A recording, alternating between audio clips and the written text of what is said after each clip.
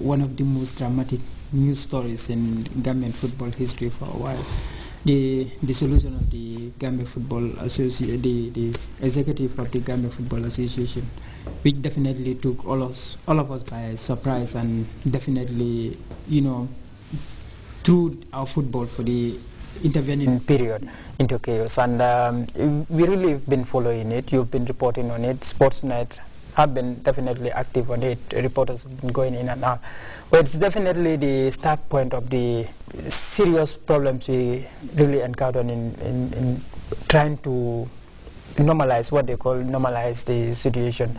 And since then, we've been really encountering some difficult times in our sports, especially football. Yeah.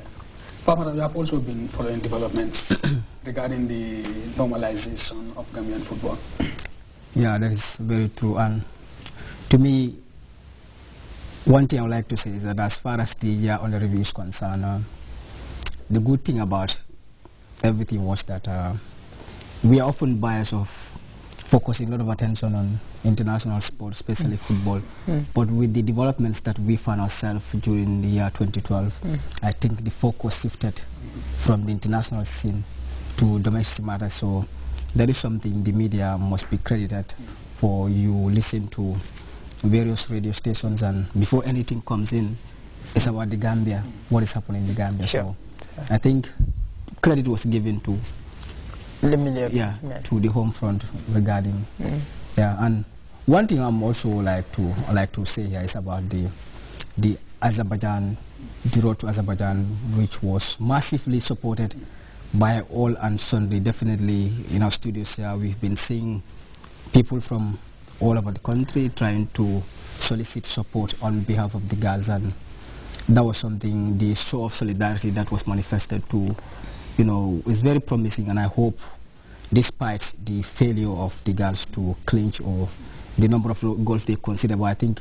lessons were learned, and we could start as a launching pad to collaborate and forge ahead in terms of supporting our football. I think that was one of the few memorable moments in Gambian football or Gambian sports in 2012. And that's the under-17 qualifying for the FIFA under-17 Women's World Cup for the first time.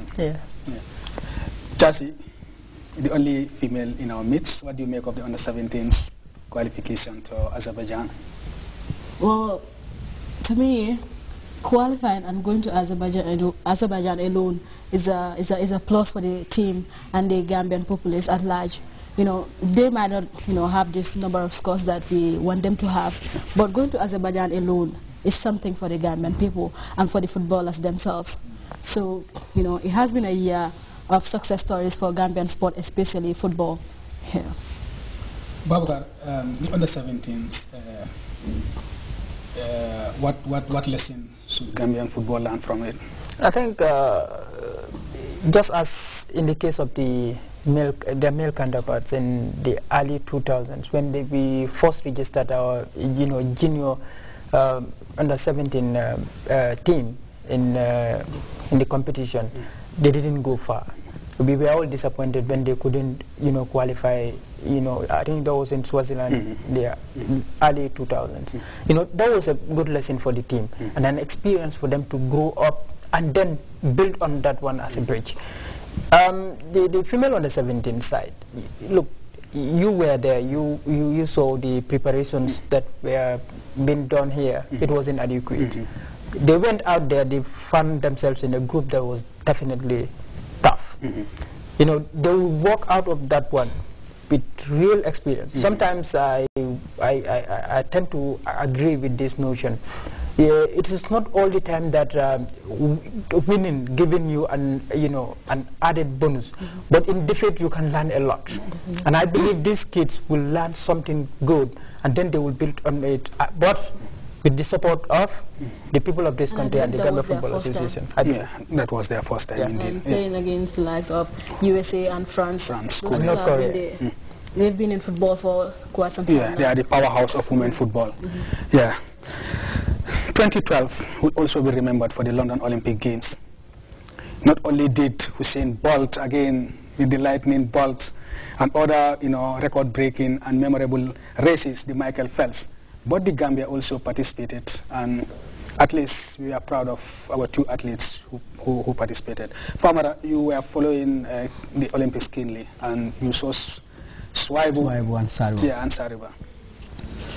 Well, it was, as in the case of the girls who went to Azerbaijan, is another interesting affair as far as our sports is concerned.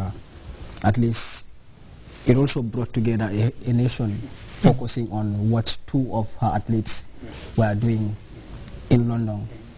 Yeah, despite the distance, at least everybody was looking forward to Bolt. It wasn't a surprise for him to took that competition by storm, but at least we also revel in the performances of our 2 representatives there. These people who started from nowhere. Sure. If you look at the gap between the Gambia and the likes of Jamaica and the mighty US, I think we also had cause to celebrate. You look at the training facilities at our disposal, and being able to make it there, rubbing shoulders with the giants of athletics, I think is something. And one thing about sports, the beauty is unity, the sense of unity, and that it brings along with it. During those days, we are all fans of Usain Bolt, but at least despite what his capabilities, we are also looking forward to see how our representatives will fare there, and they didn't disappoint. Yeah. The Gambian flag was raised high there, so. And again, I think that was the very first time Gambians took part in the Olympics. And that was the very first time that Swaibu reached the semi-final. That Gambia went on to the 700 meters. Swaibu's performance. It was a national record. It's important we look this thing in the broader perspective. Football gave us something very big on the global stage. In 2005, the under-17 team went to play against Brazil, and we beat them. The Brazil of sprinting, short distance sprinting, is Jamaica. When you have one of us running against some of the best athletes in the world, sprinters, that is a massive story for us. Yeah, and I would believe what athletics gave us in 2012, football hasn't given us that.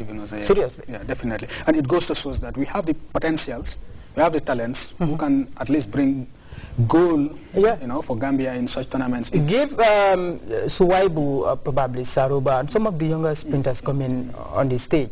Give them some few years, and you will see some massive improvements in their output, and that is very important. Football is a collective game. You need to have the number of people, 11 players. You have some others on the bench, but we are talking about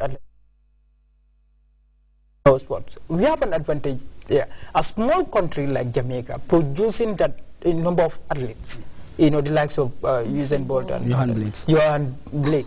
If Jamaica can do that, why can't we also, do something? Build very good academies, help our sprinters, have good infrastructure, and that is very important in the coming years. If 2013 can give us that, it will be a massive improvement on the previous year, and that is what is lacking in our sports. Good. Well, we also have some events that took place during 2012. Most recently, the Super Nawetan. But before that, we have Real de Banjul winning the GFA League, Gamtel winning the FA Cup final. But before that, we saw Brikama United, the dethroned champions, putting up a very respectable performance in the CAF Champions League. Agent Pass Wakam, the Dakar, the champions of Senegal, before meeting our Esperance de Tunis, the then champions. And a very, very good.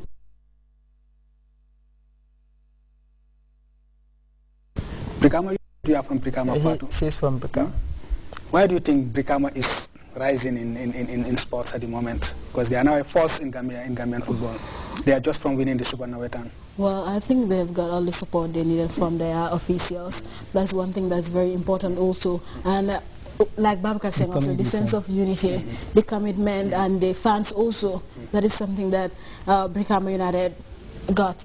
So, I think